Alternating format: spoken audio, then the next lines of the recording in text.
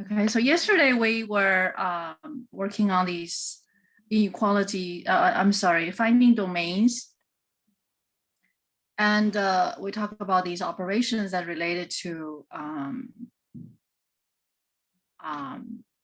these different expressions. So you're gonna see many of them. I also pointed to the places that you can practice. And of course, the domain is not equal to 0 for that number 13, right? For that number 13. So I'm gonna get to number 19 and 20 and work with you guys to see if you guys know how to find the domain for those. Okay, ready? Okay, 19. The function in consideration is cosine x over 1 minus sine x. How do we determine the domain for this guy, for this function? Of course, what we have here, we have a numerator, which is a cosine x. Okay, let me make the fonts a bit larger. We have a numerator and we have a denominator. The numerator actually is defined everywhere. The domain is all real numbers. It can be, any number you wish for x. But the denominator must be guaranteed it's not 0. So when we solve it, okay, we should set the denominator equals to 0 or not equal to 0, whichever way. So this will be this should be our first step. This should be our first step. Okay. And then of course we solve the inequalities. We solve the inequalities. We have sine x, right? That's not going to be equals to 1, right? And the solution, and you're going to find the solution to sine x not equals to 1. So what are those solutions? Right, sine x, what do we know about this, right? What do we know about this? What are those x's, right? So this, I'm going to put this in a note, right? Still that perspective, we're trying to determine the input, okay? The output, of course, is sine x, right? And we don't want it to be equals to 1, not equals to 1. So we don't want the output to be equals to 1, but anything else, right? We know that the input for sine are angles, right? Doesn't matter it's radians or degrees, even though we're going to use degree exclusively when we move to the next, when you're, in this course and in the future courses. So we just use this x. We're trying to identify these x's such that the output would not be equals to 1. So what are those numbers? We haven't done trigonometry for a while, right? We haven't done trigonometry for a while. So what are those numbers?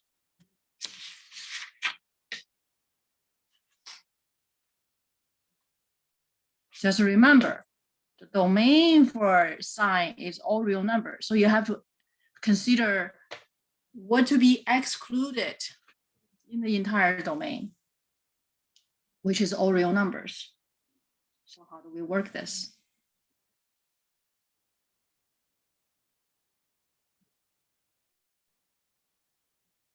So this will be the DRA, right? This will be DRA, right? Yes? This will be the DRA. Yeah?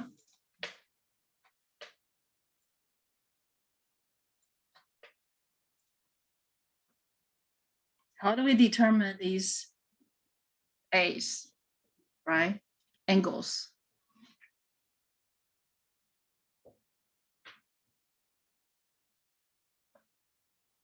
You can consider from this opposite.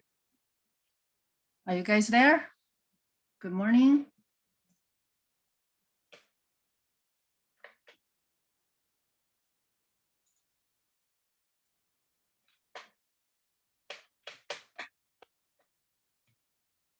So what are the DRAs? So from the ratio, excuse me, from the ratio, we're going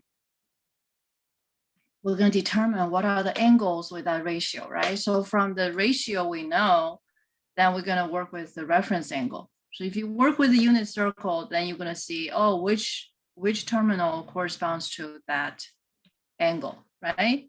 And you're going to identify all the terminals, and then you identify all the angles, yeah?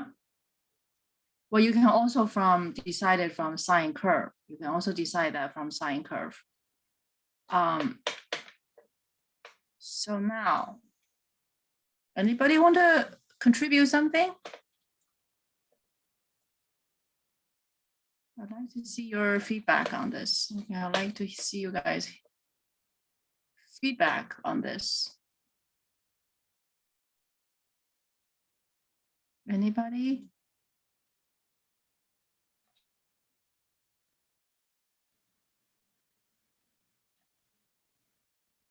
Anybody?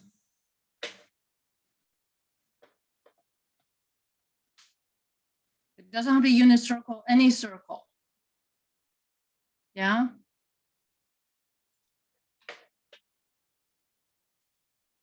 Come on, guys. What are you doing? Oops. No, not this one. Pictures are together.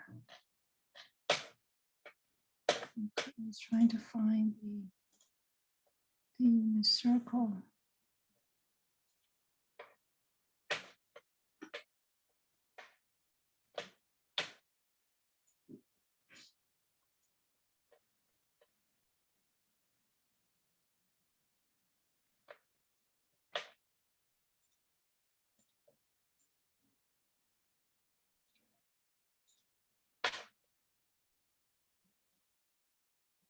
Anybody have any contribution on these?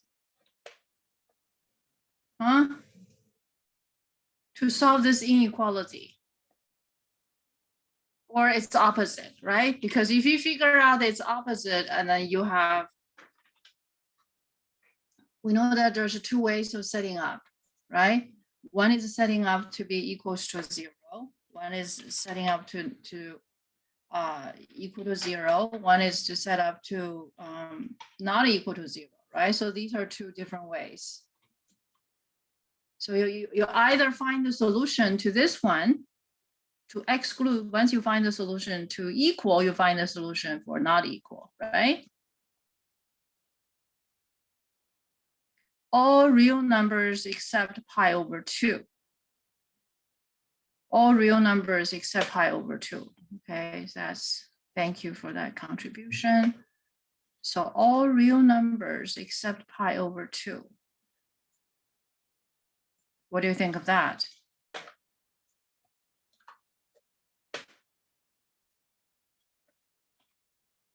So the first answer we got here is all real numbers except pi over 2.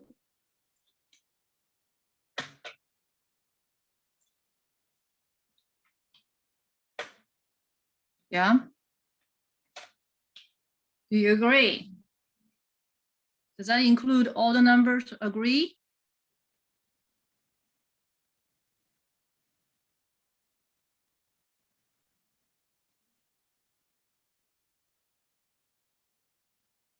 So 5 pi over 2 will be okay?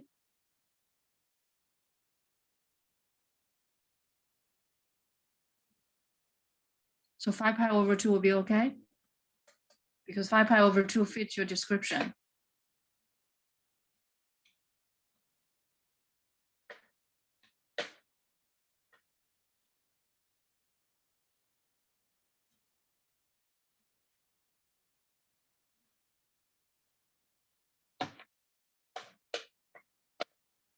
That's right. You excluded pi over 2, that's good. right? Pi, see from DRA, right? DRA. D is a ratio. We know the ratio is 1, right? We know the ratio is 1. What terminal corresponds to that ratio? What are the terminal correspond to that ratio? How many? It's just one of them, right? Yeah, that's a terminal measure from, standard position. Any way you measure it, that's the only terminal. So DR, so from D we get to R, and then we determine A. How many angles could end on this terminal? An infinite amount? Infinite, right? So just excluding pi over 2, is that enough? That's not enough, right? That's not enough, but it's a good start. It's a good start. So pi over 2 should be excluded. Okay. Negative 3 pi over 2 should be excluded.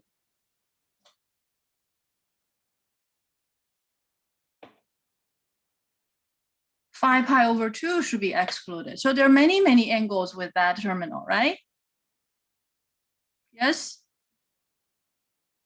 So what is the pattern? How do we express all of these? How do we express all of these angles? Pi over 2 plus 2 pi. Could you speak louder? Pi over 2 plus 2 pi. Plus 2 pi.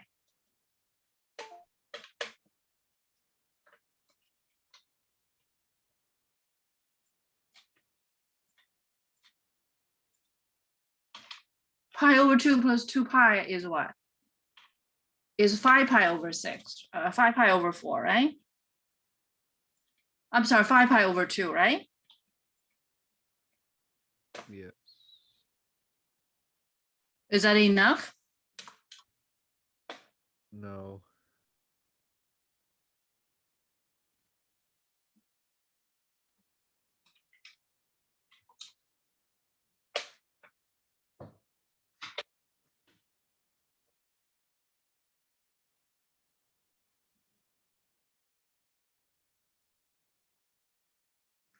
It should be pi over 2 plus 2k pi, right?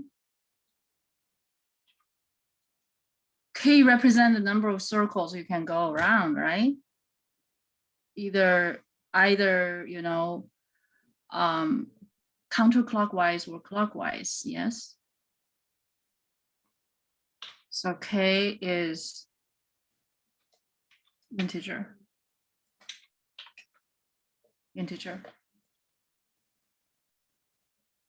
Okay, so here with all these discussions, what will be the next step? The next step is X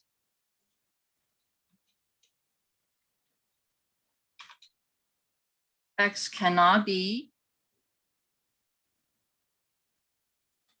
2k pi. And in the other case will be X is that, right? So your domain, you have to make a claim about the domain. The domain is all real numbers except 2k pi plus pi over 2. Okay, so you can express your domain this way. Do you guys follow me?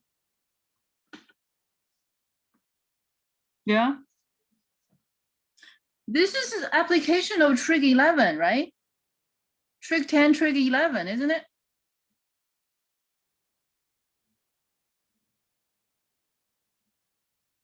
Okay, so you can show your work either this way or that way. Okay, you don't show both. Don't show both. Okay.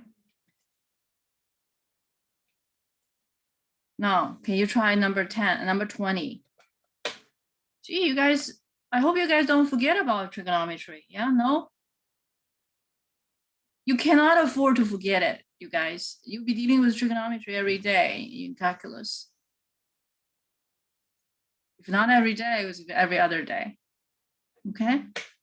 Okay, so this is looking from the unit circles perspective. There's another perspective I wish to give you. Okay, remember I always give you these different perspectives, right? But you need to practice it. You need to practice it. Okay, if you don't practice, you just simply understand that that's not going to do you much good. Okay, so the other perspective I'm going to give you. Okay, this is about understanding, right? So this is sine x, the sine x curve. How do I identify all the solutions?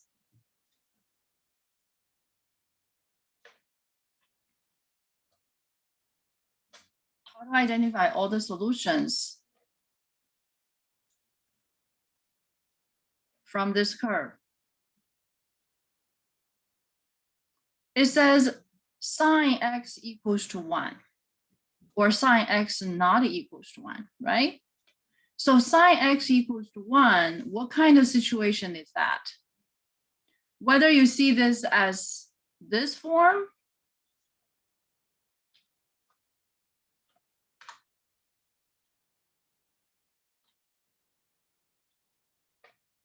or that form or the other form, right? Equals to 1.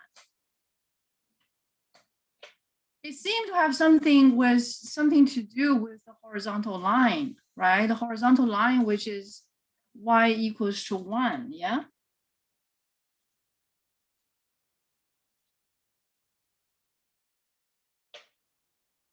Okay, do you see that? Yeah. This horizontal line cut the curve at how many places? An infinite amount. Infinite number of places, right? And those input, all of these output is 1. Okay, this is pi over, this input a pi over 2, output is 1. Okay, this is 5 pi over 2 and output is 1. Okay, so all of these is a 1, the output is 1. So you're going to identify all of these places, all of these inputs for the same output. Do you guys follow me? Isn't this the same idea as we did for quadratic? Yeah. Yeah?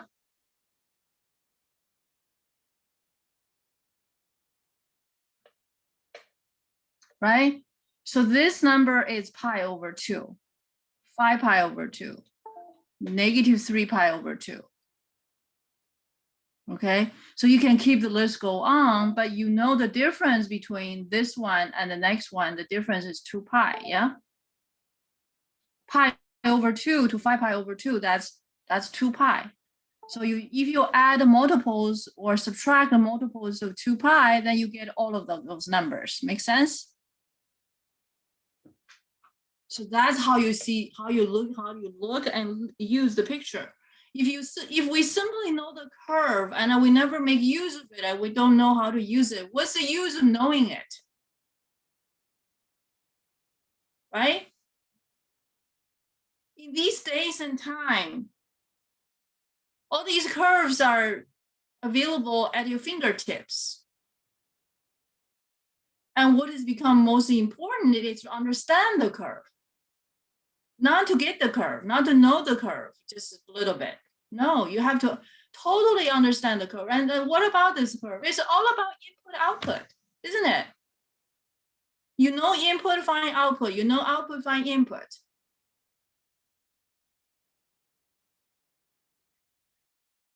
Yeah? So now recall the definition we talked about, the definition of function.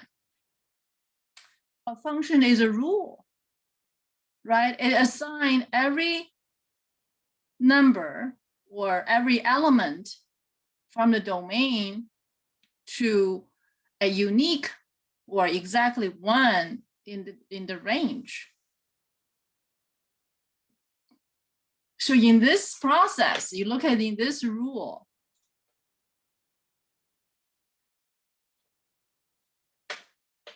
in this set of rule, sine assign values to x, which is sine x,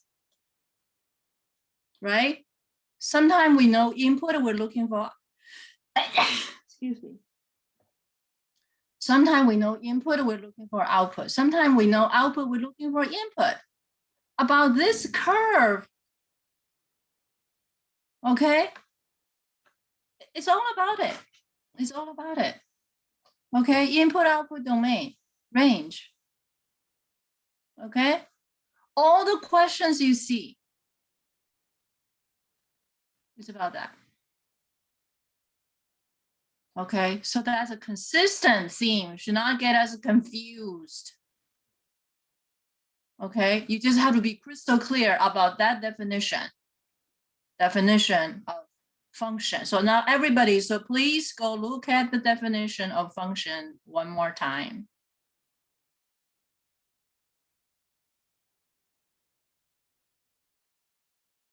Go look at that definition one more time.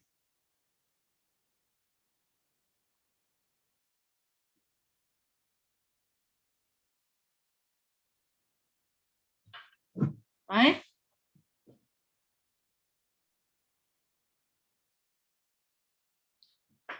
Okay.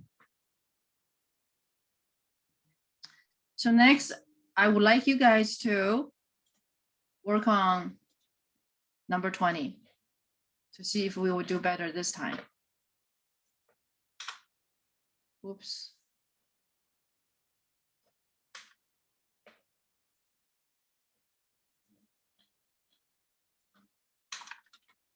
Okay, so please do number 20. This is a trigonometry related. These two questions are from your calculus textbook. Okay, as I told you, most of these questions are from your calculus textbooks. I did not invent any one of them at all.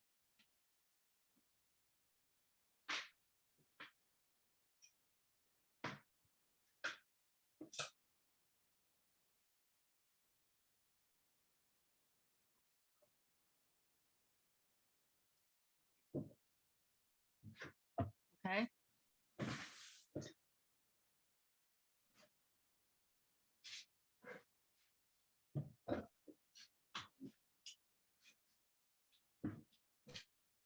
Twenty. 20. G of x equals to 1 over tangent x. Oh, sorry, 1 minus, sorry, 1 minus. To determine domain.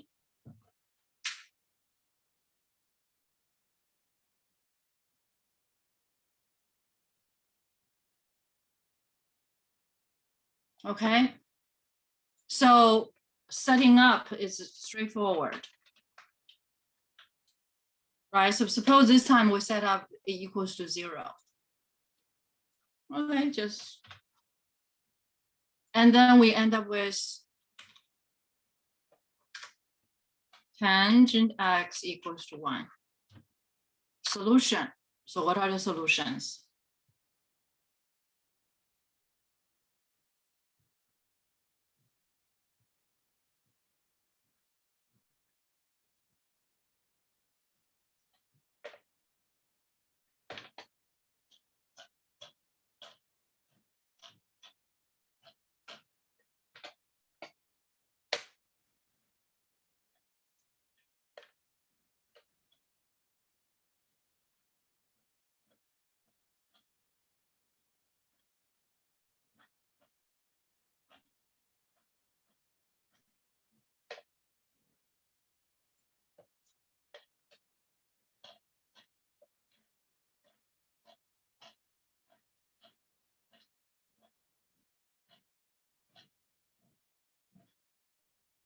What is the solution to tangent x equals to 1? If the domain of tangent x is considered. Okay, the solution is in the domain. This is just one of those questions similar to trig 11. Okay, let me see that. Pi over 4 plus 2k pi. I'll get one solution. Thank you, Mikhail.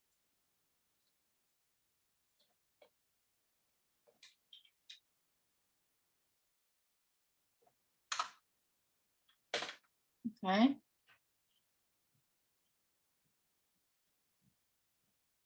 Please double check your answer. Have you included all the possible solutions?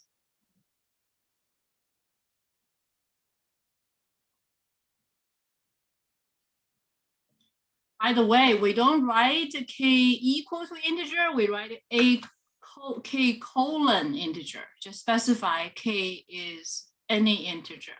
Okay, we usually don't use equal sign here. Okay, so pi over 4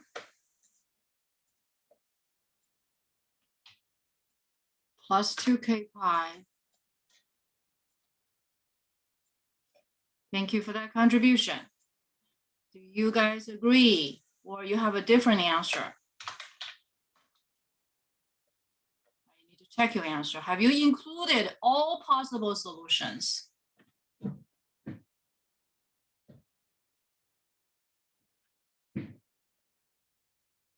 And then he corrected himself. He removed the 2.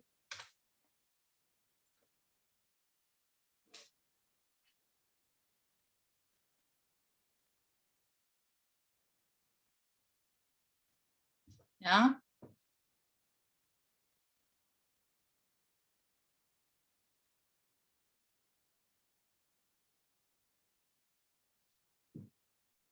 If you go back to look at your trick 10A, number 11 is exactly the same question. I don't know if you guys take a look at it. Go back to the notes on trick 10A. Number 11 in the notes. It's exactly the same question. Okay. What do you think of this answer? How do you check?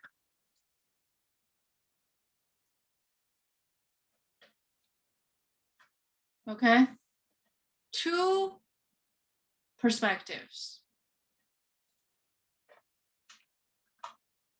Okay, anybody else want to contribute the answer? Okay, here's the unit circle, right? Here's the unit circle. What are the terminals that will give you the ratio of tangent ratio, which is the opposite, which is the y divided by x? Where are those terminal? Where are those terminal? Okay, there's no B yet. Okay, so if you have a B, answer B, so please feel free to share with us. I'm just showing you how to figure this out, really. I'm just showing you how to figure out. From the circle, from the unit circle, where circle, right? It doesn't have a unit circle. It could be any circle. Which ratio is exactly 1? You look at these, this one we are special angle, right? So this ratio, the blue divided by the red is exactly 1, right? So that's one terminal, right? So from D, we figure out they are. Do we have another ratio? 5 pi over 4. There's one over here, very good. Right? And they happen to be on the same line. You see that? They're on the same line. Therefore, and you know this angle, that's pi over 4, therefore it's pi over 4 plus k pi. This is the perfect answer. Okay, very good job. Quadrant 1 and quadrant 3. Okay. So the answer is set.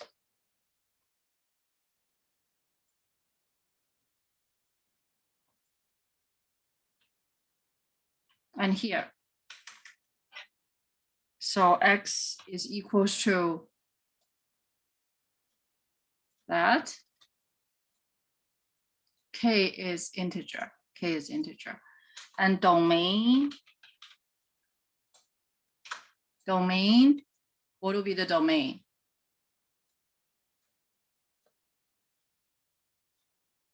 not equal to, right? Not equal to. How about we look at from the perspective of tangent curve? Can you apply that idea as well? You see the ideas we have learned? The idea we have learned in quadratic and the idea we learned that apply to other functions, it could also apply here.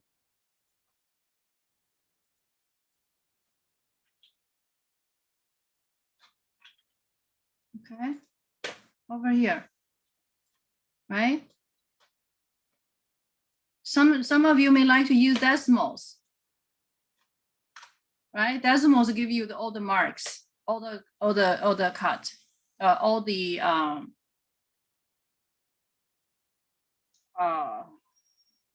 connection. Okay, all the connection. So let's use decimals for a change. Okay, let's use decimals for a change. Do you guys use that software? Sometimes. Huh? Sometimes, but not. Sometimes. I'm gonna demonstrate to you how these ideas can be used. It's a very good software. Okay, I would say.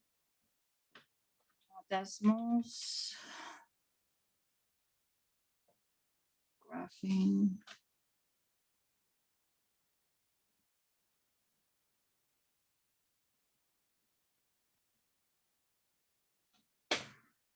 You see, getting the graph is not very difficult. It's how to read the graph and use the graph, right? So now I'm going to share this screen with you. Do you see that? Actually, I have an account with them. There. Okay. So now, tangent x. Right, they had much nicer pictures, right? And you can make adjustment to the scale. You can make adjustment to the scale. So for x, I'm going to make it the angles. Okay, 2 pi, negative 4 pi, 4 pi. Okay, so the steps, I'm going to make it pi over 4.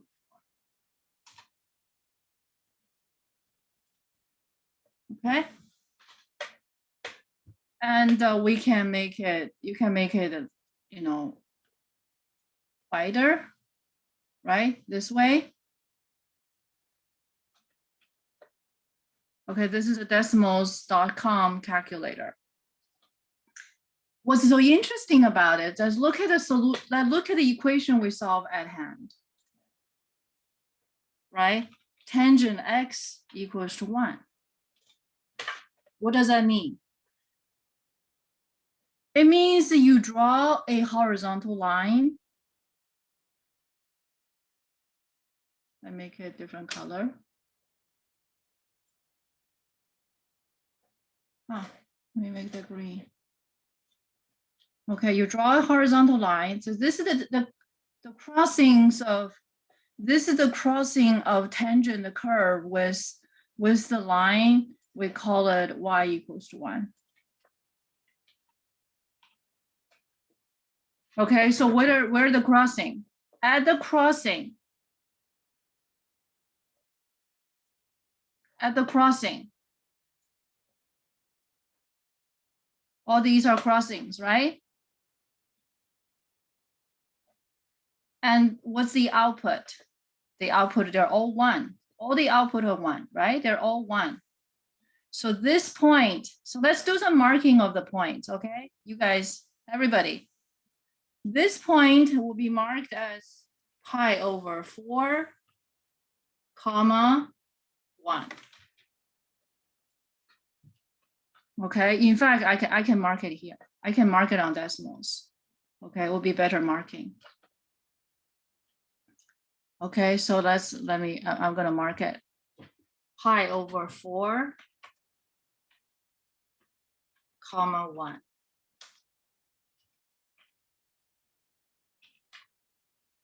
Okay, there's a label. Okay, do you guys follow me? Hold on. Clean. Pi over 4/1. That's a solution. Okay. Let me draw the horizontal line. Okay, let me draw the horizontal line. Sorry. Okay, because when I make it disappear, it disappeared. So y equals to 1. There's y equals to 1. Do you guys see that? And there's the crossing. So you can identify these crossings, right? So 4 pi over 4 comma 1. The next point is 5 pi over 4, right? 5 pi over 4 comma 1. And that label. You guys see that? The important part is how to use the graph to figure out your solution, isn't it? Do you see that these ideas is no different from the ideas we use in quadratic? The idea we use in, these ideas can be used to any function, any function. The vertical cut I talk about, the horizontal cut I talk about, they can be used to any function. Okay, think about that. My statement says these ideas can be used on any function. To actually see it, it should take a lot of work. Okay, just you shouldn't be satisfied with, oh, I got it, and then you don't do anything. Well, that's how much you got it. But when you do something and you apply these ideas, you realize these ideas are simple, straightforward. And in today's time, learning mathematics can be so much more visual, Okay.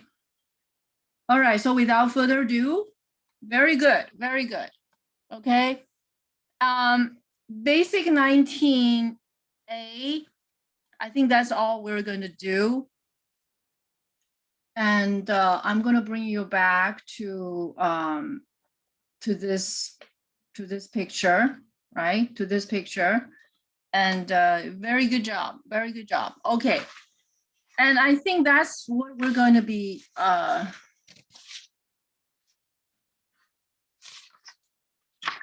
is it necessary for me to give you a review for midterm?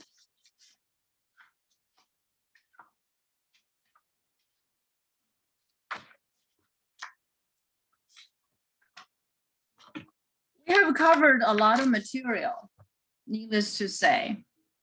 Okay, so I'm going to give you a brief review.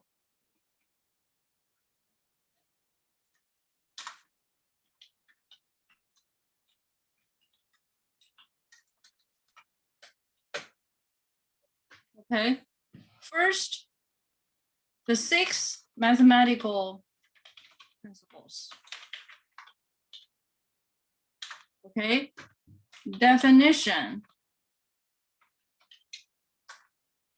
of function, one-to-one function,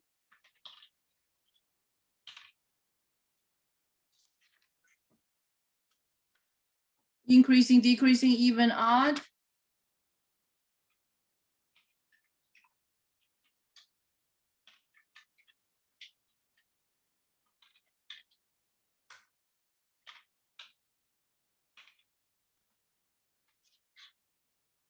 Okay, and the next one is truth table. Truth tables. All right, and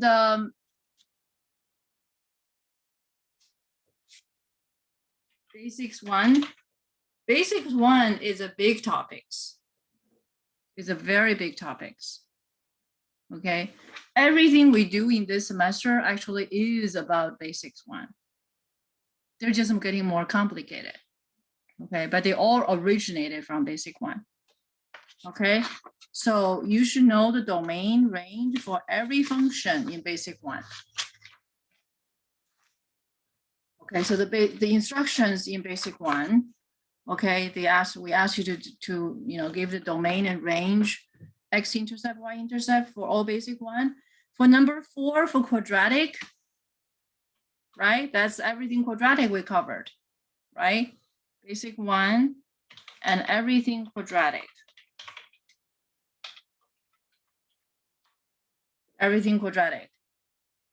Okay, they're together. Lots of ideas, lots of different ways, different perspectives, and so on and so forth. Okay, and on basic, and basic 2, 3. Okay, these are on absolute value.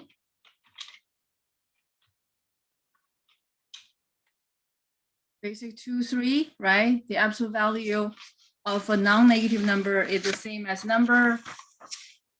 The absolute value of a negative number is opposite. It's opposite, right? So on absolute value, that's the big topics. Okay, absolute value. Okay, ABS. Basics 4, 5, 6, 7. Okay, all of these about basics, about absolute value, Okay, basics 8. Okay, prepare for quadratic.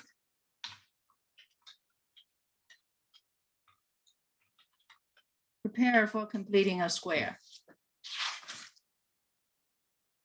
Okay. Basic 9 is pretty basic. It's very simple, but you should know how to do it. Okay. So we didn't spend much time there. Basic 9, okay. And then we get to everything quadratic, right? We did a quadratic.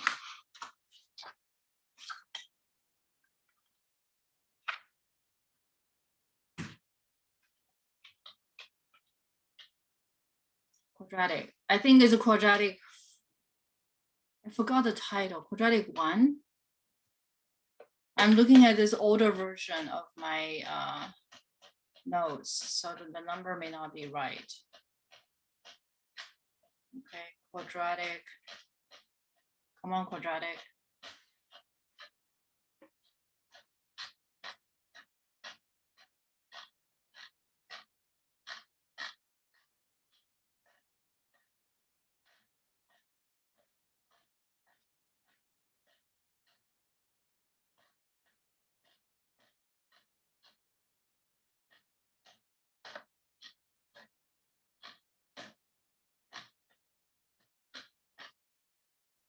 Okay, found it.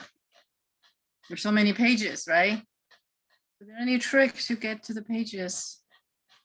I just always like to have a hard copy when I don't have the hard copy, and I just it's just like a little bit. Okay, quadratic 4, I believe. Quadratic 4, right? Quadratic 4. Quadratic 4 through quadratic. All these different aspects of quadratic I have covered in class. I think it should be very comprehensive for your future studies. And I hope you do it. You do it by yourself. Okay, we've done many of them. We've done some of them in class. And I certainly hope you do the rest of them. And that would really, really be good for you. It would be really, really good for you. Okay. So I would quadratic 15. Okay, from quadratic 4 through quadratic 15. And optional ones are quadratic 16 and 17. Yes, it's a lot of exercise. It's a lot of exercise. Okay, but if you can just do these in the momentum and doing as many as possible, and I promise you, you're gonna harvest amazing rewards in times to come. In time to come. Okay, I went through lots of reference books, as I said earlier. Okay, including your calculus textbook. Okay, including the different versions of different kinds of textbooks of all topics. So I put a collection like this, even though this material gets more and more, it's just to try to cover as much as possible for your practice.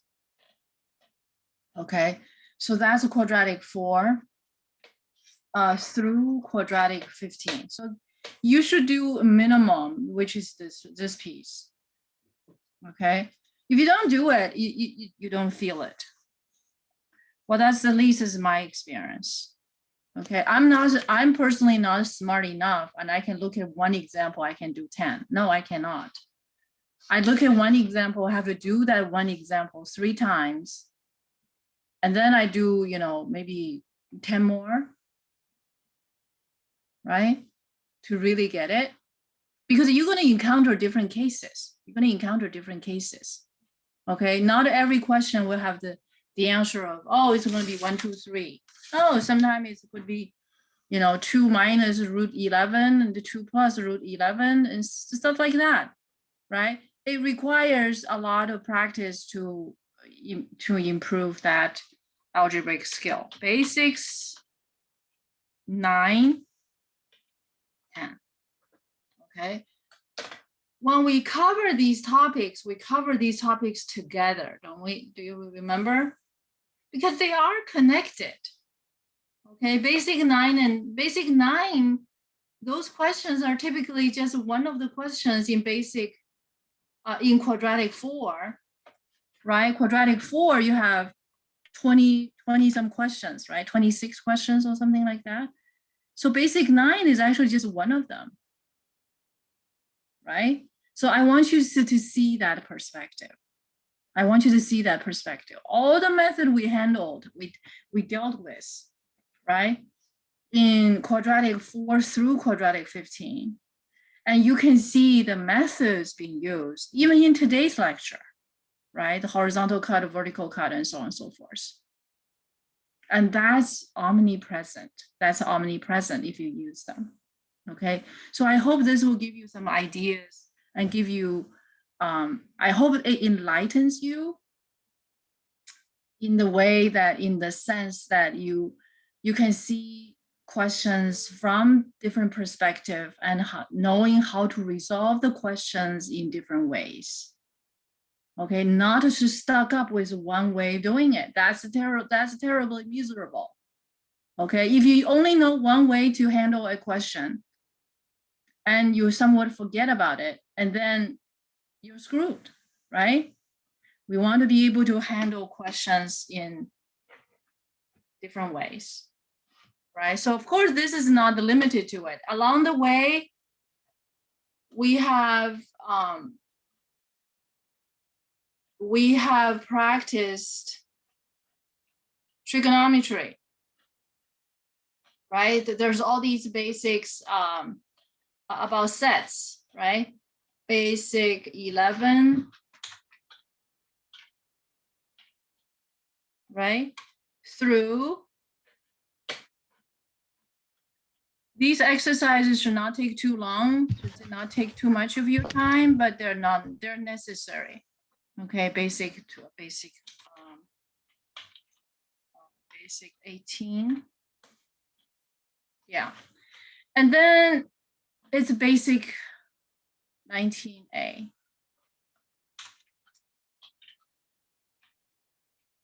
Which is which we close today. Okay. And you can see for 19A, I give you 3 sections of exercise, A, B, C. A lot of these exercises are from your calculus textbook. They are from your calculus textbook. You get a head start if you do them. You get a head start if you do them. If you don't do them, you don't get that head start. Just because you see it doesn't mean you know it, right? Okay, so on trigonometry, even though these homeworks were assigned to you much earlier, okay, when we were doing basic 1, so trig 1 through, right? You can see we have assigned these exercises to you at different times, especially at the time when we were working on trig, we're working on basic 1. So that's the time you were assigned these questions, right? I would say from trig 1 all the way to trig 11, 12, trig 12. It's a lot of exercise, but they're all about either ARD or DRA, right?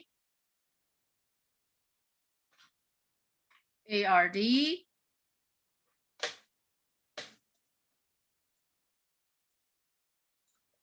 or DRA.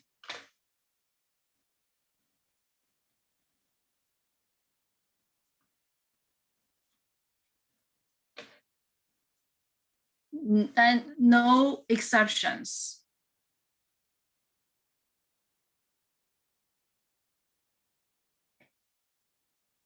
Okay, no exceptions. All the questions you're going to encounter this life about trigonometry, it's either ARD or DRA. I hope that makes it like a little simpler. Okay.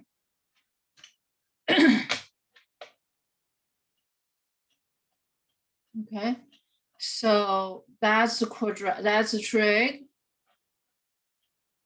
And I have also assigned you exercises in the logarithm section, right? Did I?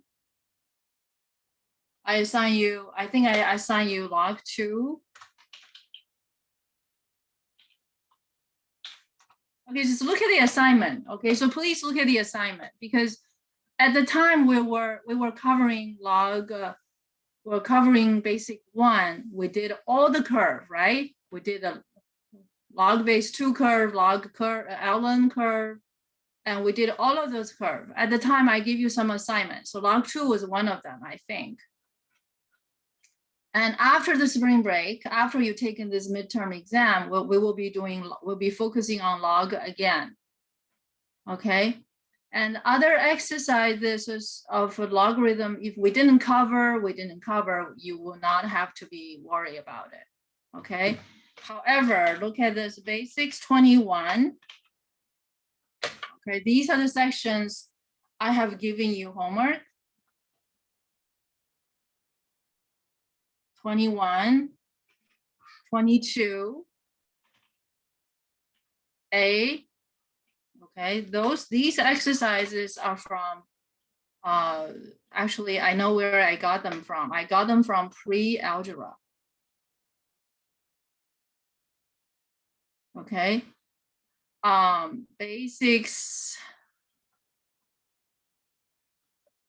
other basics exercises I have pointed out in the homework. Okay, so please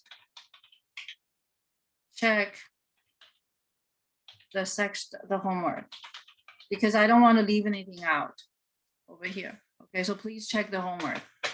Okay, so etc. So it's actually a lot of materials being addressed and covered, and we didn't stop everywhere in great details. Our focus so far, it was the principles, the definitions, truth tables, and basic 1. But basic 1 is a lot of material, isn't it? Basic 1 alone is a lot of material. Okay, all those domain and range, we spend a lot of time there. Okay, we have 1 page for each function, didn't we? right? I put a 1 page for each function in the notes. And then the rest, and of course, the other big section is everything quadratic, right? So you can find the writings, you can find my writing in modules about these topics. And yeah, that's what I can think, that's all I can think of. Do you guys have any questions before we take a break? Or you can ask questions after we take a break. You want to ask some questions before we take a break?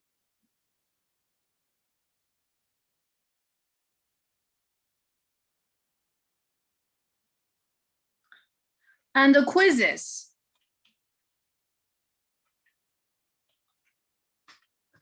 Okay. Those quizzes, I will make them available to you to review your answer and the correct answer. Okay, and your test will be, your midterm will be available tomorrow. I think I probably could make it available today. And please do not procrastinate. Okay, even though you have this much time. And the other thing I want to emphasize is that even though on midterm, I can allow you a week's time to take it, for final exam, no, we cannot. Okay, you only have like 2 days to complete. We don't have this kind of luxury as we do for midterm, okay, because I need to turn in the grades. Okay, so don't assume that you always are going to get a week's time for midterm or for final exam. For final exam, you only have 2 days. Okay, 2 days. All right.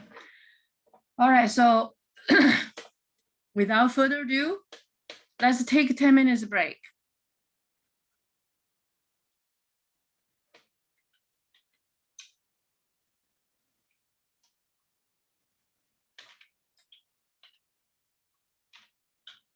Back at 9:10.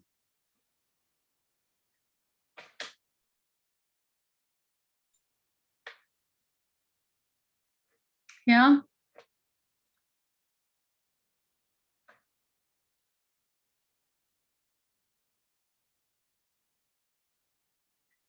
Do you have any questions?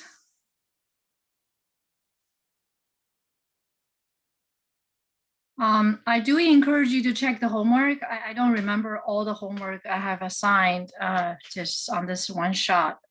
If you look at the homework, those sections being, being covered at the time, you should,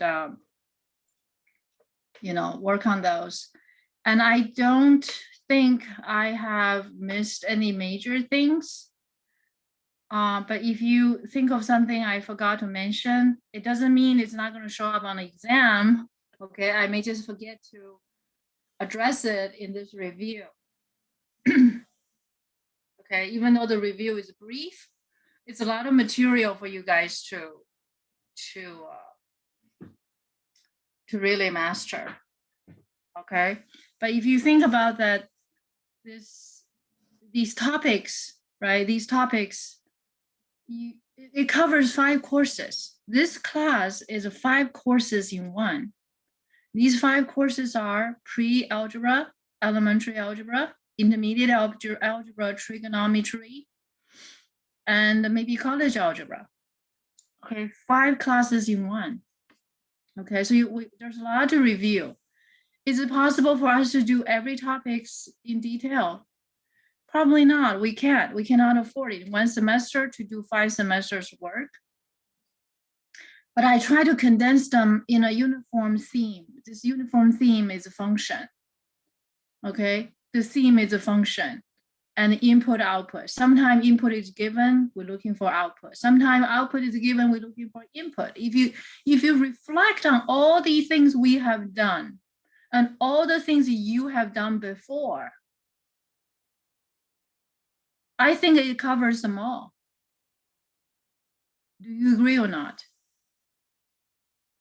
But you need to reflect and think about all the things you have done before. right? In my view, that all the things we've done before, okay, all the things we have done before and all the things we have done today, okay, it's all about this input,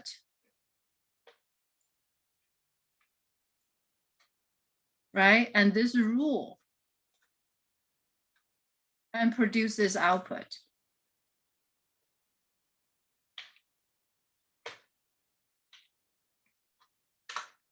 And a different aspect of it, because the rules are different. How many rules? As many as you can think of. We only have listed like the rules in basic one.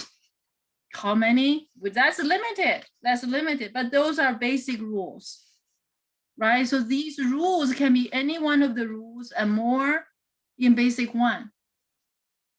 Okay, so these rules,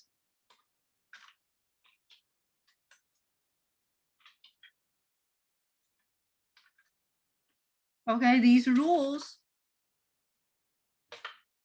right? These rules, right? As many as you can think of.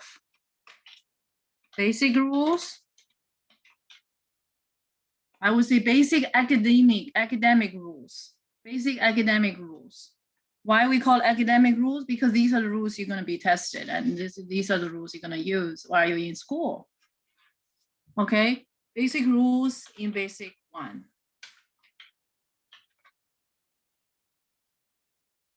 And then it's about input output, right? And then the rest of stuff is about input output.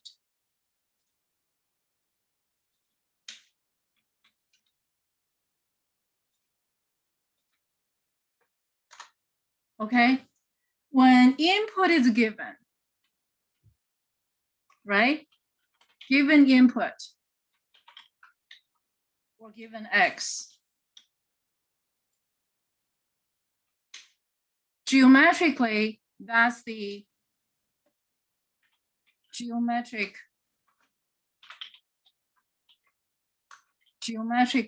that's a vertical line cross the curve. Whatever curve, whatever rule produces whatever curve, right? So when input given is a vertical cut, that is true for any function. Okay? And how about this output? How about this output? Right? How about this output? When output is given,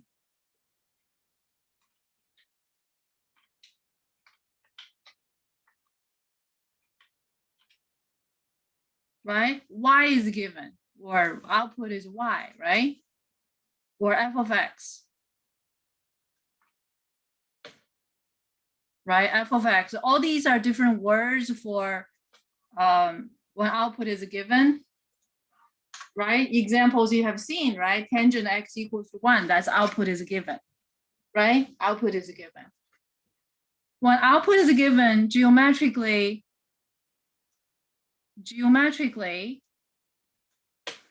it's a horizontal line.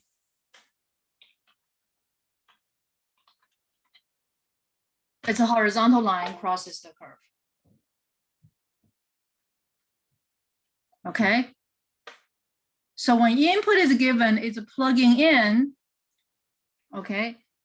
Algebraically, it's a plugging in. Okay. Algebraically.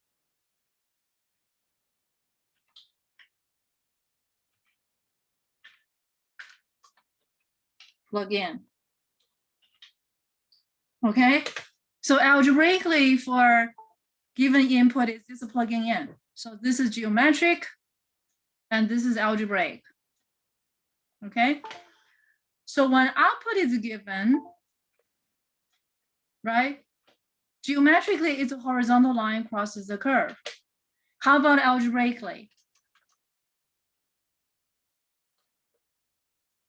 Algebraically, you're making an if statement. Okay, so algebraically,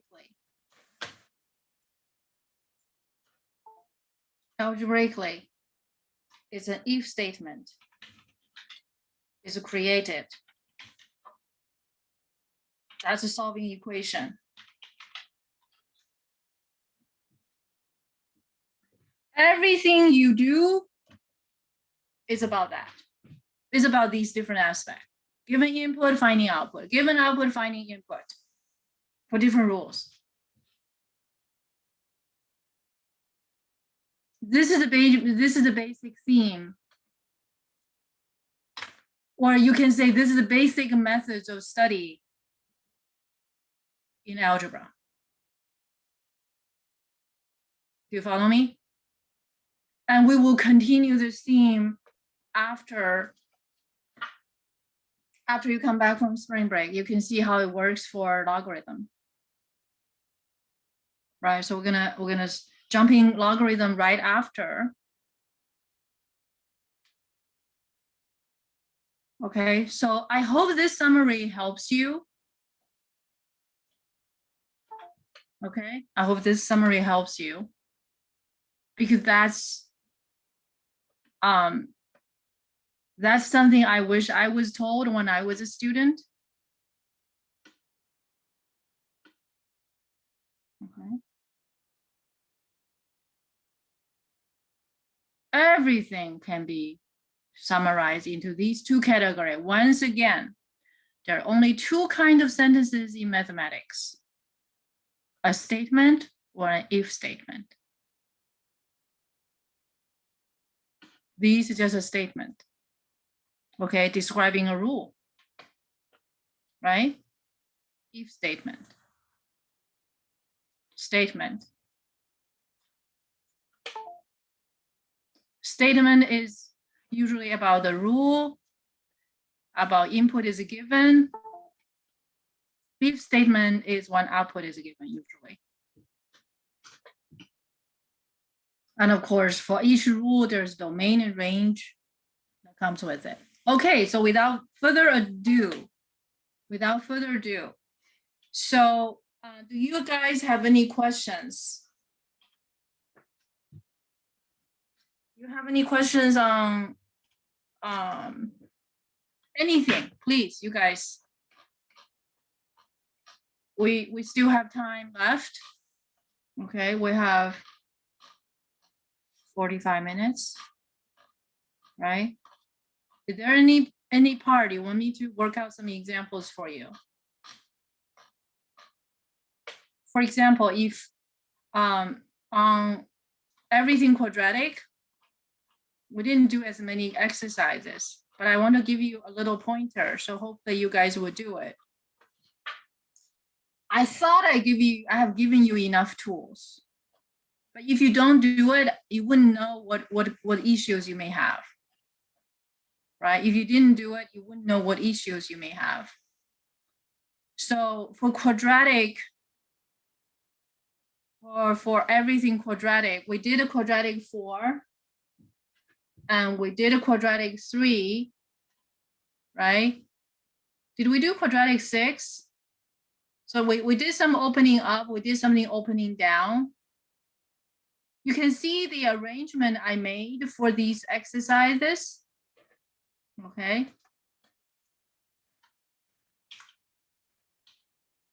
In general, I'm gonna talk about, in general, right?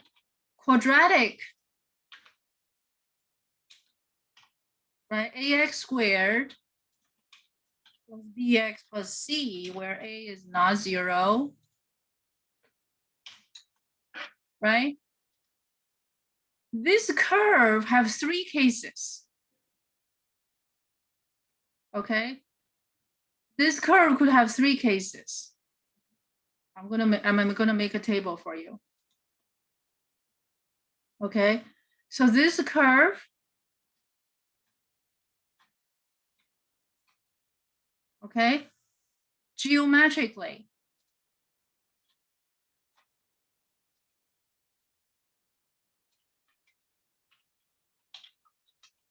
geometrically.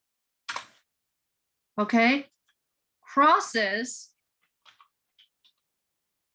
x-axis twice. Okay, that's one case. Second case, crosses x-axis once. The third case, crosses x-axis no times, no crossing.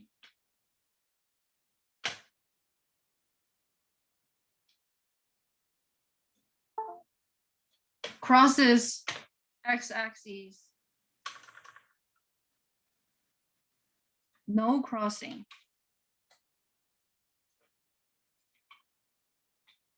No crossing with the x-axis. These are three cases. Okay, so in the design of these exercise I've given you for quadratic 4 to quadratic whatever 16 or whatever 515, quadratic 4, 5. Okay, so quadratic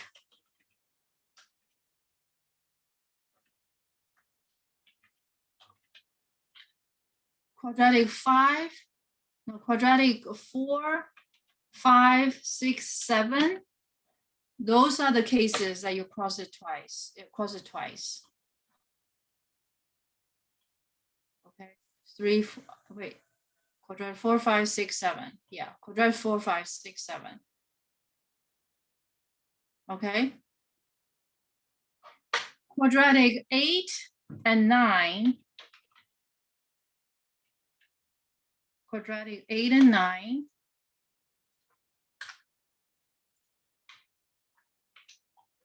Quadratic 8 and 9 crosses once. Okay. And 10, 11. Okay. 10, 11. Quadratic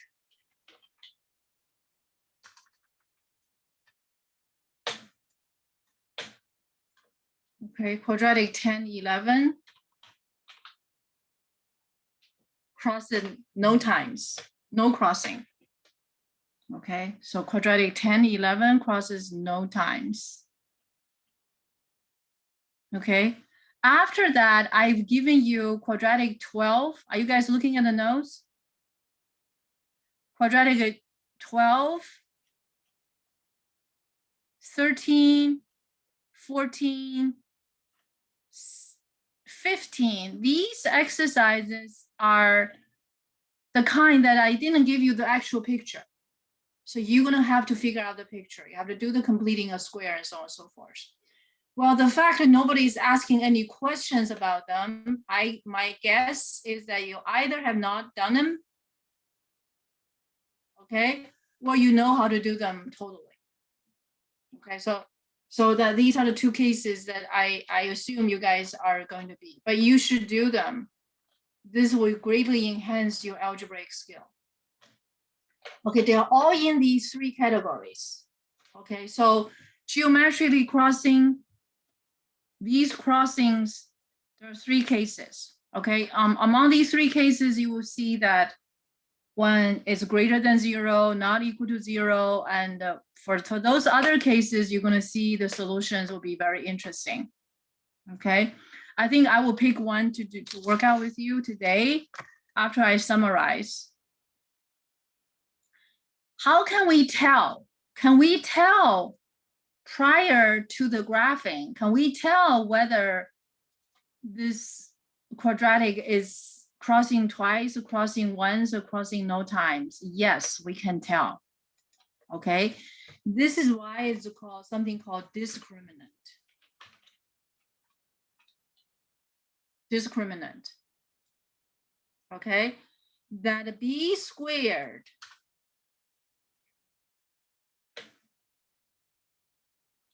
minus 4ac when this is larger than 0. And you should know that it's crossing twice. One is equal to 0, a crossing once. One is smaller than 0, a crossing no times with x-axis.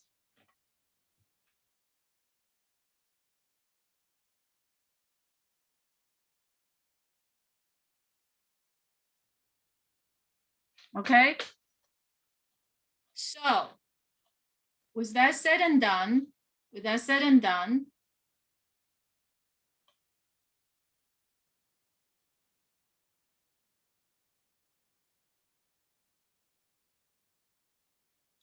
I would like to go over 2 examples. Okay, one is quadratic 9, which touches once.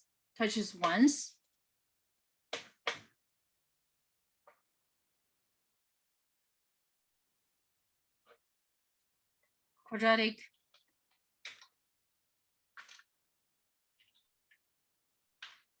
9.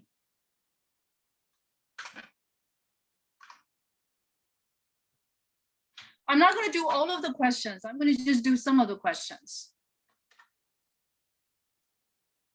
Okay, I'll leave the rest of the questions for you.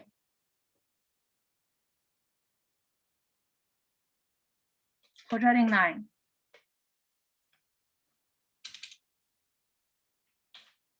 F of x is equals to negative x squared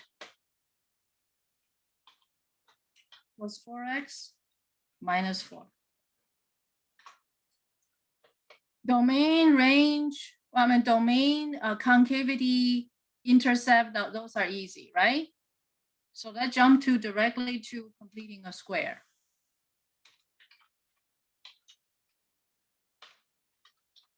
Okay, let's jump to complete. I just want to do the part that I perceive that might be difficult for you. Okay.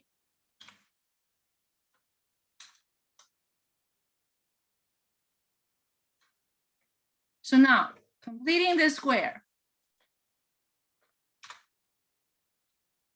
Okay, there's a negative sign in front of it. So we're gonna factor out the negative sign.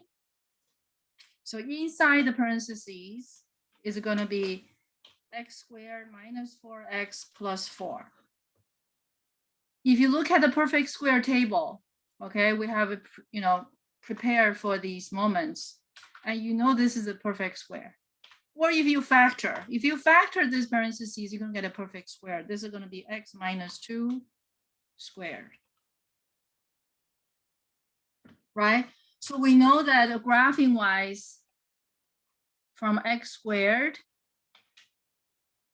right? How are we gonna graph this? Can you guys graph these? Your picture doesn't have to be perfect. Okay, your picture doesn't have to be perfect. Okay, so let me make some adjustment. But you need to know the movement, right? You need to know the movement. So what are those reference of movement? I'm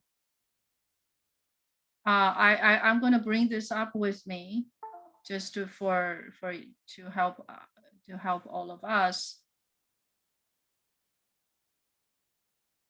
Okay, so this is something I did with my intermediate algebra class. You can see that you guys have learned this in intermediate algebra. Okay, I bring these 3 pictures we did these 3 pictures, right? We did these 3. So these should be your good reference, and not by memorizing. You should have done them yourself by your own hands. Okay, so you will know one is shifting up, one is shifting down, one is flipping over, one is shifting left, one is shifting right. Remember, I give you the quizzes about identifying these pictures? And the best way to master this is just do it. It probably just take you 5 minutes to do it.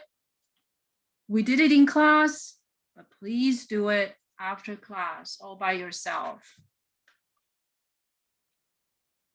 Okay, so x squared. So next, so let me make some adjustment.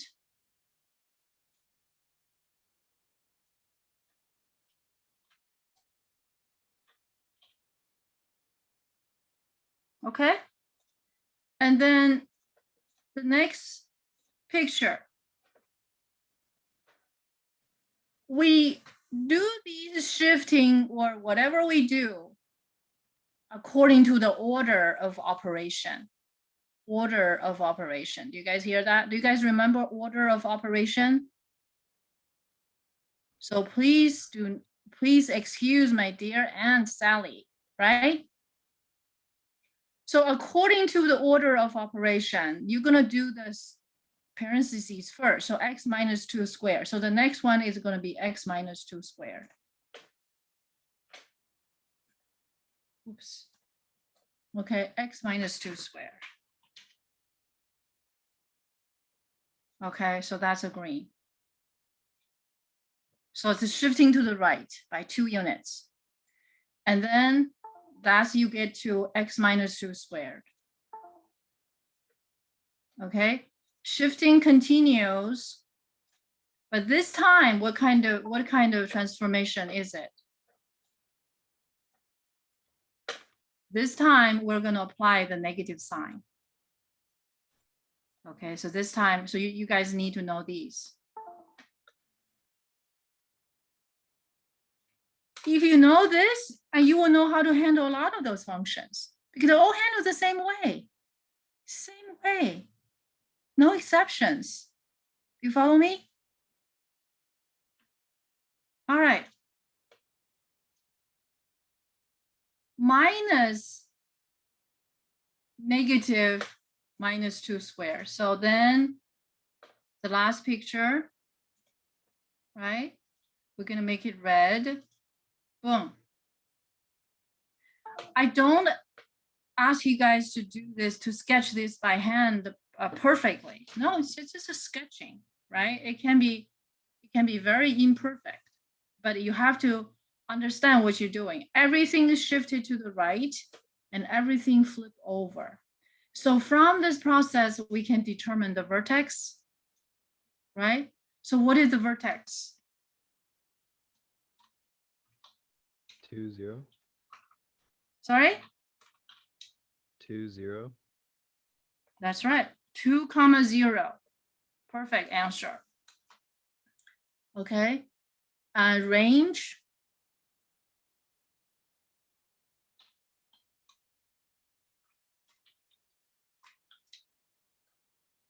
Range. What is the range? From negative infinity to 0. Yep. The picture tells us, right? Yep. From negative infinity to 0.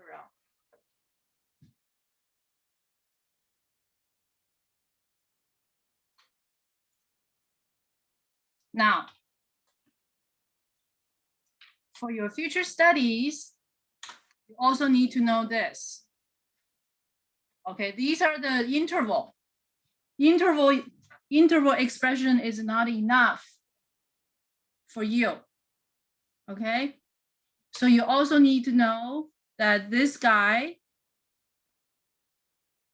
this another range expression, if this is less than or equal to 0. Another range expression,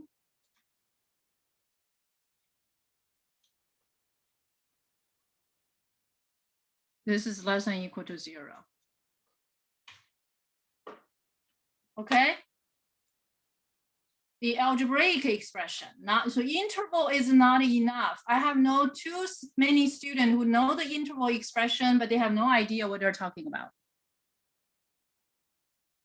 Okay, and what else it is meant? It is meant that for x on this input-output context. Okay, so what this means, right? It means that for any real number x,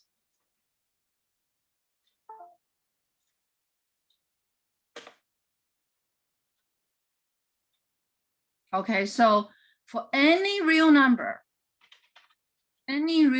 x, the output produced by this rule, this function, is always less than equals to 0.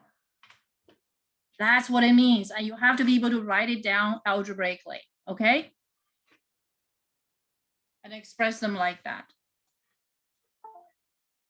Over time, you will find this one is not as much useful as this one. These are more useful because you can embed it in the algebraic expressions and in your algebraic operations. Make sense? Okay. Number 7, maximum or minimum value. What is do we have a maximum value? Do we have a minimum value here? In the case of parabola, you either have a maximum or you have a minimum. You don't have both. Okay, you don't have both. So we have a maximum here because it opens down, right? Maximum y value. In this case is what? What is the maximum y value? 0. 0, that's right. It's right there. Perfect. Very good. You draw the line of symmetry. That's easy, right? So I'm going to pass. But what is the line equation? The equation of the line of symmetry. What is the line of symmetry? What is the equation of line of symmetry? X is equal to 2. That's right. That's right. Okay, good. All right, so fast forward. Right, let's do a vertical cut and short, let's do a vertical cut and horizontal cut here. Right? So how about I pick number 15 and 16? Number 15. Number 15 says f of -2, 16. So this one is the input is a given, right? Input is a given. 16 and what? 16 output is a given, right? Solve for x. Solve the equation.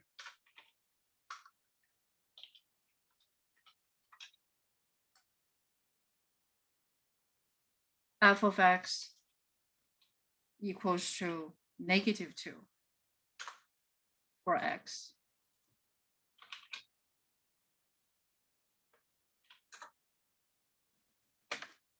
Right? So for f of -2, right? You can go back to the function, but algebraically, you have to make sure you perform correctly. Okay, the correct performance will be you replace x by -2. This negative sign stays in front of it. Don't do this. Don't do this. You guys follow me? Don't do that.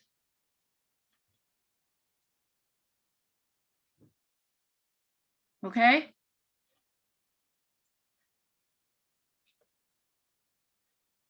Is that clear? Okay. You must insert the parentheses here. And over here is -2.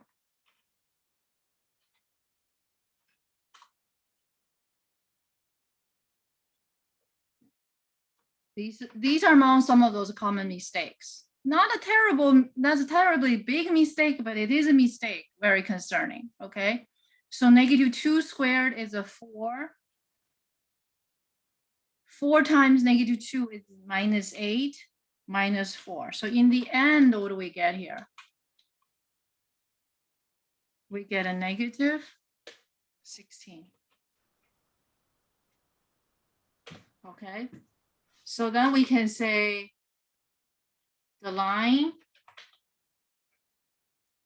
x equals to -2 crosses the parabola at -2, -16.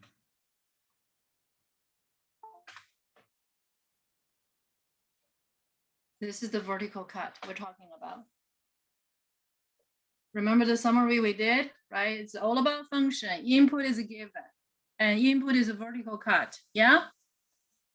That vertical line, x equals to -2, which is -2 here. You see, everything is very clear and very, very much connected. Do you follow me? Straightforward. There's no twist. There's no twist. You just have to know how to, we just have to know how to read it. Okay, we just have to know how to read it. So the crossing is -2, -16. So now we get the picture. Can you locate that picture? Can you put that point on the graph? Can we put that point on the graph? Of course, I'm sure you can. Okay, so I'm going to delete some of these, right? And at a point, this is -2, -16. I need to have a larger, I need to have more of those. Okay, hold on. This, I'll make it shorter. Maybe 3. Okay. On this side, I'm gonna make it 8. There. So the point, or where's my point? My point, I put it in there. I put it in there. Oh, there. That's the dot. You see? The vertical line, x equals to -2 crosses the curve, the line x equals to -2. You want to know these geometric aspects. Because there are only 2 aspects, right? Geometry, algebraic. Algebraic, geometry. Input, output. Output, input. Anything else? No, nothing else. Okay? And you just mark that point. So I'm going to take this opportunity to give you a little closer, you know, just to give you the perspective properly.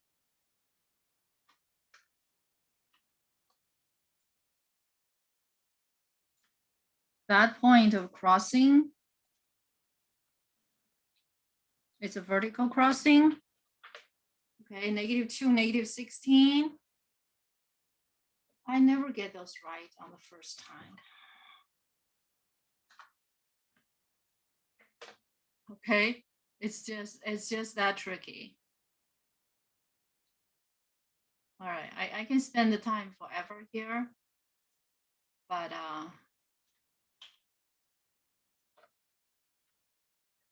it just doesn't. Never mind. You can see this is -2, -16, right? So what I want to show you is the vertical line.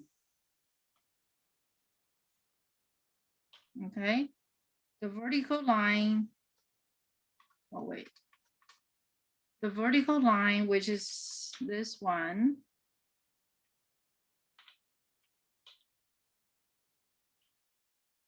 Okay. Cut the curve. Vertical cut. When input is given, vertical cut, right? When output is given, horizontal cut. Yeah? All right. So crosses the curve, this vertical line, which is x equals -2, crosses the parabola at this point, -2, -16. Okay, so let's look at the next perspective. Okay, number 16. Okay, number 16. So I'm going to put this as 2. Try this one. Oh, the more I try, the messier it gets. Never mind, I'll come back to it. Okay, let's look at the horizontal cut. We know this is a horizontal cut, right? We know this is a horizontal cut. On this horizontal cut, right? What is the horizontal line? Y is -2. Y is -2. So when we use y equals -2 to cut it, right? So we're gonna cut it with a horizontal line. This horizontal line is -2, and I use a red line. Cut it.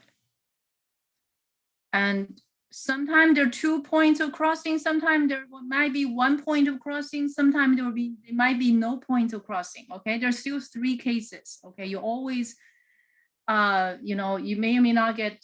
You never get more than 2 points. So this is the crossing. So when we do this, when we set up this equation, basically we're trying to solve that equation.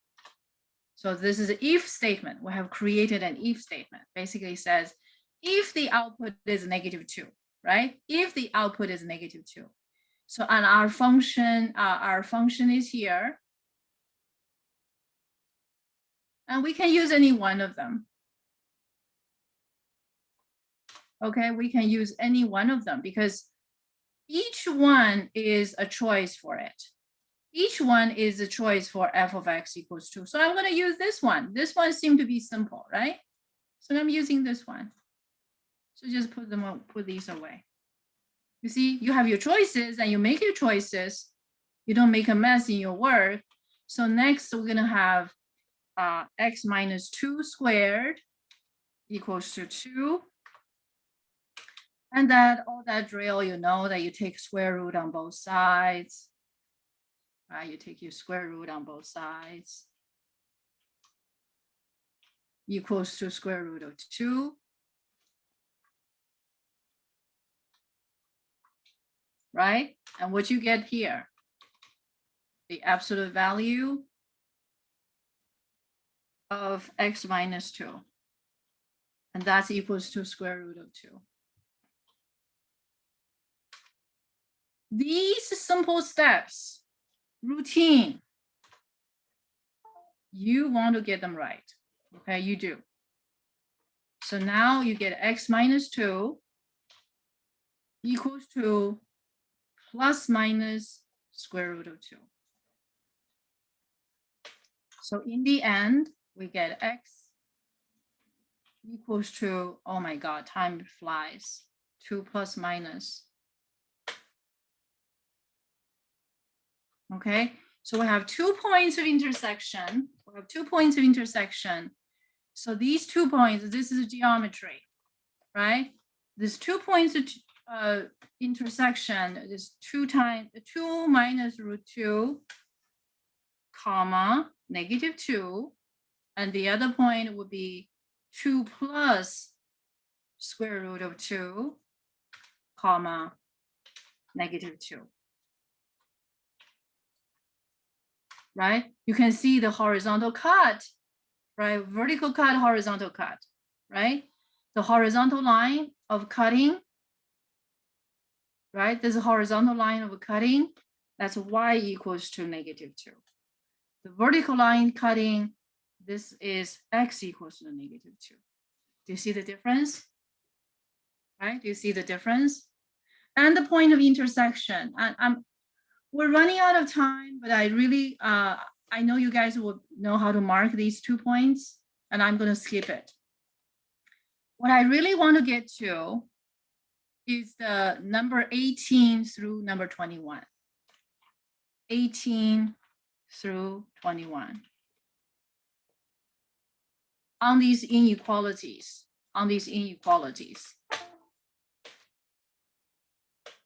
Okay, on these inequalities.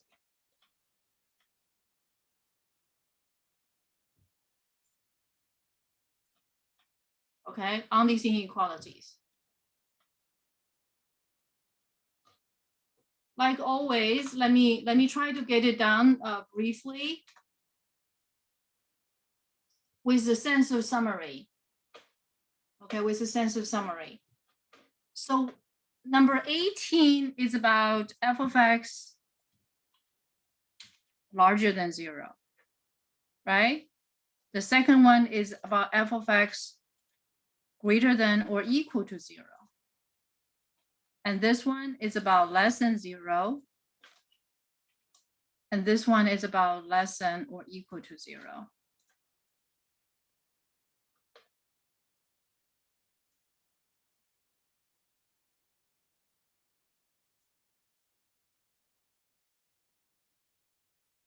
Still the same picture.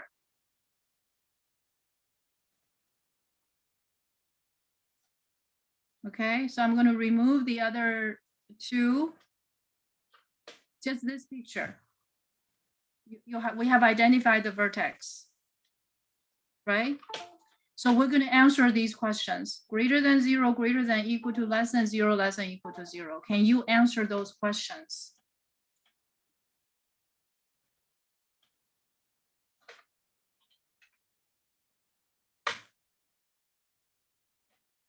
Yeah? Can you answer those questions?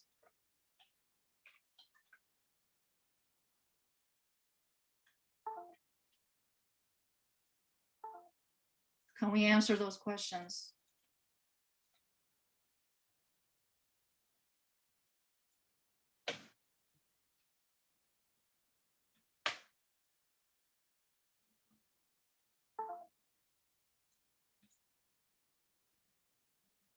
Oops. Here. There. We understand the meaning, don't we? Back to the function.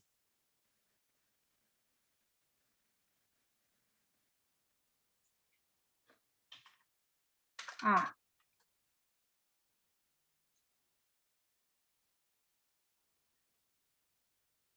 If we want the output to be positive, right? In this case, we want the output to be what? Positive or 0. And this one and the next one, negative or 0. Negative. That's what it means. Given output, looking for input. And here's the picture. So here's the picture. So what is the solution? What is the solution? There should be a circle here. What are the inputs such that f of x is positive? All the output are positive. There are none? Huh? There are none?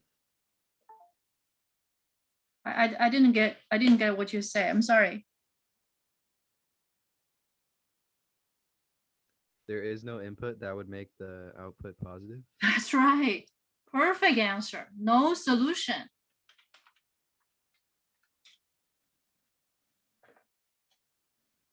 How about the next one?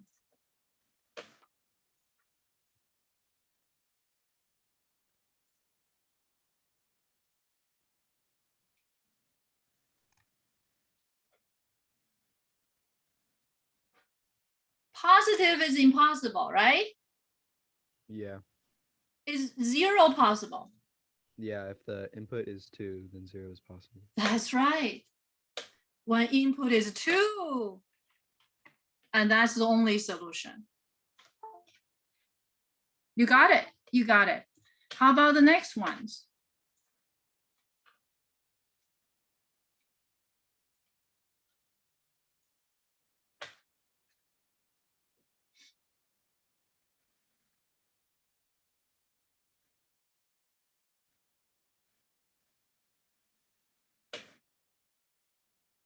We want negative output.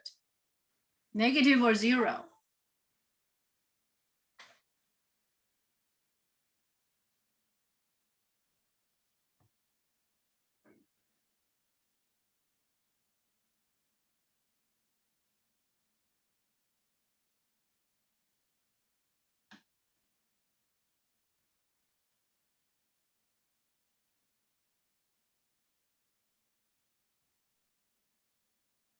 for the negative or 0 one, it's all real numbers.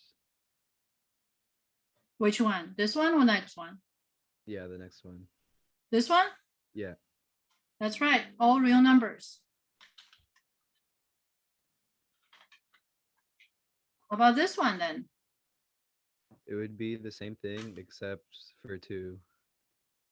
Except 2. Perfect. You got it. How about everybody else?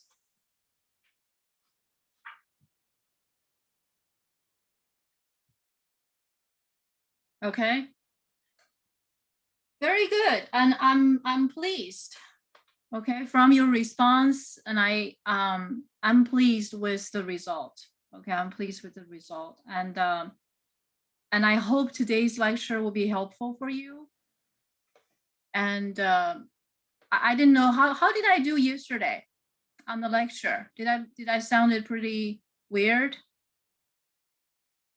No? Okay. Because yesterday I had a hard time.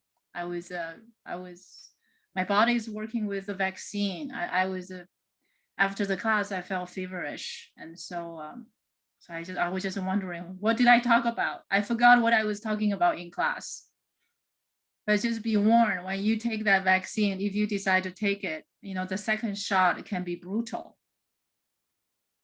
It was really, really tough. But just one day, yesterday and last night, I think I got over it. I'm glad to be back. Okay, I'm glad to be back more like myself. Okay.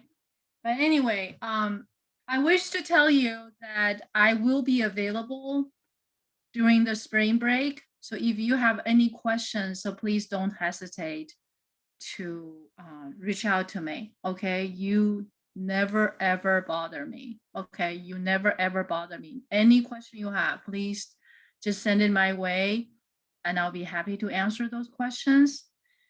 And just don't ask any questions that's on the exam. Okay, don't ask any question that is on the exam. Okay, don't put me on the spot. Regarding the past quizzes, I will make the past quizzes available for your review. Okay, I'll make the past quizzes available for your review. And I will try to make the midterm available to you tonight. If not tonight, it will be tomorrow morning. How about that? Okay. So I wish you the best of luck, and I also wish you to have some time for your spring break, and just enjoy yourself sometimes. And but don't forget to do your math. Don't forget to do your math. I hope my summaries will help you. Okay. So once again, any questions, don't hesitate to send them my way, and I will send the answer to everybody. And I wish you the best of luck, and I wish you have a great time and have a rested spring break. So I will see you guys, if not sooner, I will see you guys a week after. And I hope I can fix the video camera, the webcam. All right. Thank you so much. I will see you guys another time.